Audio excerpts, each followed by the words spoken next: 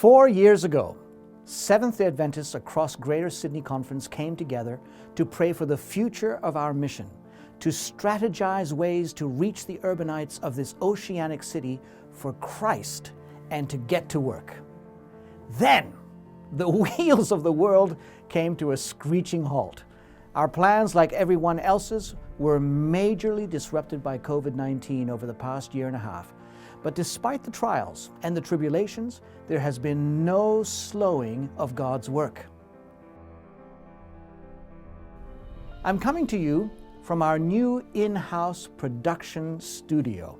Small but effective. And this studio will allow us to improve digital media engagement and gives ministries a space to create engaging content.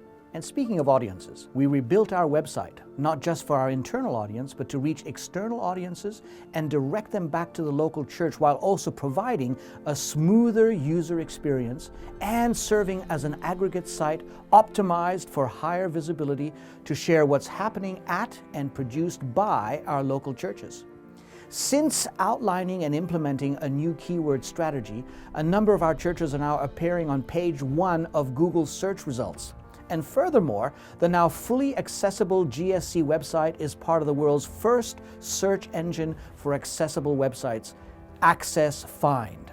With less than 2% of existing web pages meeting full accessibility requirements, our inclusion on Access Find means that we are helping open God's message to a much broader audience. And even more inspiring has been the way the members of the Seventh-day Adventist Church here in Greater Sydney have been reaching up, out, and across. Even before the pandemic, life in this modern world was taking a significant toll on the mental welfare of people everywhere. Demand for individual counselling was already high and only continued to grow. We're proudly meeting this need with Adventist counselling services. By adapting telehealth in addition to in-person sessions, ACS has been able to increase services. ACS has also been involved in a special project to continue mental health services to Lord Howe Island, a uniquely isolated community. ACS visits the island periodically throughout the year to provide much needed service in person. The service has been so highly valued by the community that a local artist put on an exhibition to raise money to help fund 3 ACS visits this year. If hurt people hurt people, this ministry helps people heal and spread love. Women's ministry is ever expanding as sisters connect with sisters, bringing more missionaries from both inside and outside of the church into the fold. Adventist women have been empowering each other to make a difference, and we're seeing the fruits of that collective effort in continuation of Hope Stays, providing disenfranchised women and their children with the special retreat each year, and in the participation of over 4,000 women in this year's virtual Breathe conference, a significant increase over the 500 who usually attend in person. Adventist women raised $27,000 to support drought-stricken Australian farmers, $15,000 towards the building of a school in Nepal to rescue girls from trafficking, and provided comfort to hundreds of breast cancer patients throughout the Heart to Heart Pillow project. And they're preparing the next generation. Our day conference for girls aged 13 to 18 years old is being run by young leaders and is a true example of women helping equip young women to navigate modern life. When COVID-19 hit last year, many of community services agencies and pastoring churches were forced to temporarily shut down as they were unable to operate within new safety guidelines. The closures put a lot of pressures on our Redfern Centre. Just organizers were figuring out how to revise the services in accordance with safety guidelines. Larger agencies began redirecting community members to the way for assistance. In doing so, the centre's regular intake nearly tripled, and the team was unsure how to provide for the additional clients. But God had already worked out a solution.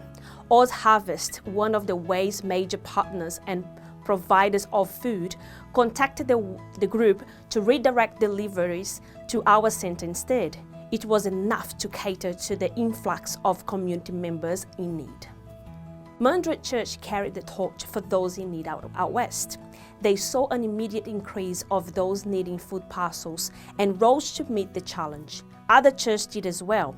The Adventist Church in Sydney now has 15 food locations. And thanks to Pastor Warwick Sawyer and One Voice, the church now has a mobile shower for people experiencing homelessness. We have witnessed a number of Greater Sydney churches stand out as pillars of support in times of crisis. The Portuguese Church became a lifeline to the Portuguese-speaking community in Sydney. Through Helpline, a social media group started by a church member, Portuguese and Brazilian students, immigrants, and residents facing difficulties as a result of the pandemic are connected with people, willing to assist them with clothing, household goods and grocery, vouchers, work, and mental support and social support. The group has nearly 4,000 members. When Louise Wu moved to Ryde 2 years ago, she started looking for a playgroup that her young children could attend.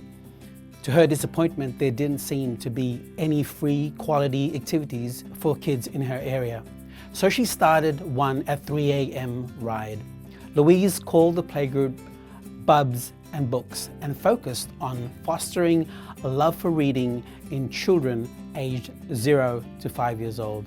Despite initial setbacks due to COVID, she persevered with the guidance of mums at the table. It didn't take long for their playgroup to grow. Regular attendees began spreading the word. Now, at least 10 families from the community attend every week. After record rainfall drenched New South Wales and the Hawkesbury River region experienced its worst flooding in 1961, Windsor Church members jumped to help their neighbours. Aided by the Adventist Development Relief Agency, ADRA, the church partnered with local stores, Good 360 and Big W, to distribute goods to community members affected by the flood and experiencing difficulty. Interfaith ministries are creating connections and opportunities. One night, a Muslim mother in Sydney dreamt of Jesus, who told her to wake. She checked on her 4-year-old son and found him having a seizure. She rushed him to the hospital, where doctors saved his life. A doctor told his mother that if she had not brought her son immediately to the hospital, he would have died. She immediately decided to become a follower of Jesus. Our director for Middle Eastern Relations, a new position, met with the woman. She studied with the local pastor and is now a baptized member of our church. Other stories of our Muslim brethren wanting to know more and follow Jesus have come out of our Middle Eastern Relations ministry. We are blessed to have it. Our dream is to have generations empowering the generations behind them to be missional movements across our city. In 2020, 15 churches across Greater Sydney went through the Growing Together cohort, a transformative journey for churches. When implemented, Growing Young principles revitalized the entire church and mobilized leaders for mission. Growing Together means growing inclusively, and where our Aboriginal and Torres Strait Islander ministries has placed concerted effort, we've seen great things result. In 2017, the conference introduced an Indigenous Student Support Initiative at Mountain View Adventist College and MacArthur Adventist College, with Sandra Evans as the Indigenous Student Support Worker. What started with 7 and 12 students respectively has developed into a solid resource for Indigenous students. Thanks to the diligent efforts of Ms. Evans, there are now close to 30 students in each school receiving support to thrive. We acknowledge Sandra and commend her work. The Education Company has grown to over 3,000 students across Greater Sydney Conference. Adventist education is a real beacon in our local communities. The Quality Education Framework provides a structure in our delivery of education as mission. The 3 components are belonging, believing and becoming, and these words encapsulate the Bible-based, Christ-centered, service-oriented, and kingdom-directed focus of Adventist schools as a community of faith and learning. We started the year off in an act of worship by rededicating our school principals, heads of schools, and departmental directors and chaplains.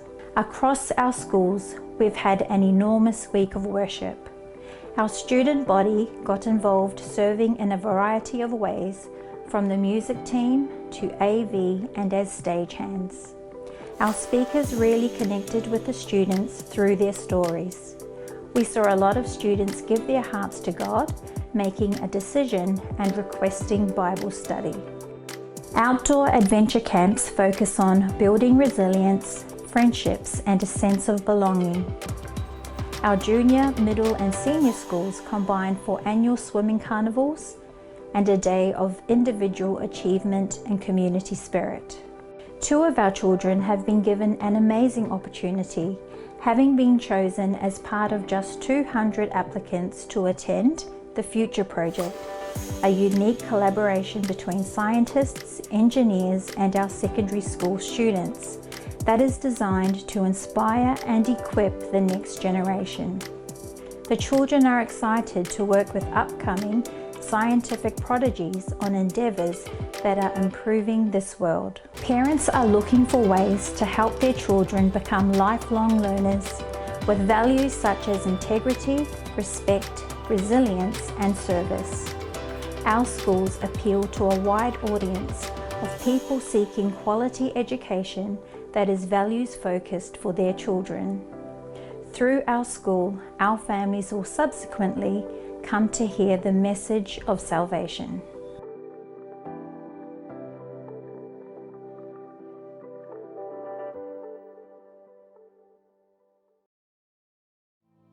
I'm Kevin and this is my home. I'm often asked what it's like living here. Well, for starters, it's peaceful. Just look around. We're surrounded by beautiful greenery that's not just calming for the mind but also nourishing for the soul. Second, and this is the most important part, it's comforting.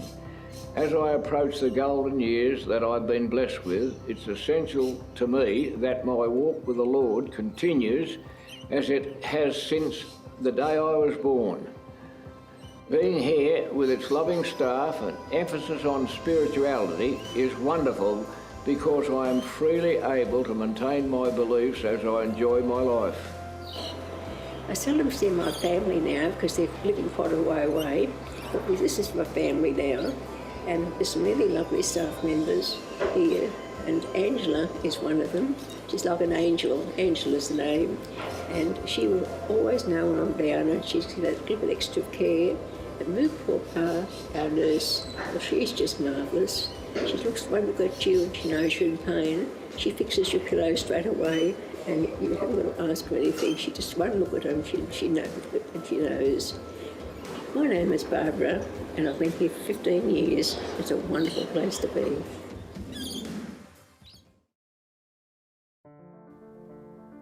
Last, though certainly not least, here's where we're at spiritually. While many would argue spiritual growth comes through missional participation, we are seeing increased missional participation because of spiritual growth across all of our companies. And here are just a few examples. Prayer and serious reflection have led a number of our churches to complete the Natural Church Development Program to become healthier disciples and centers of mission.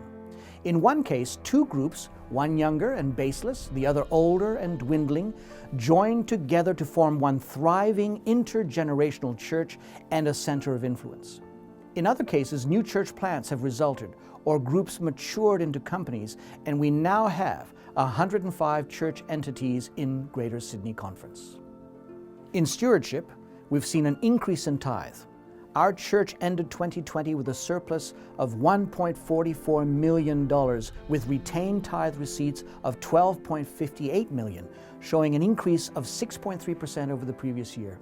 And we acknowledge the faithfulness of our church members in returning tithes and offerings, and we thank God for for His provisions in great uncertain times.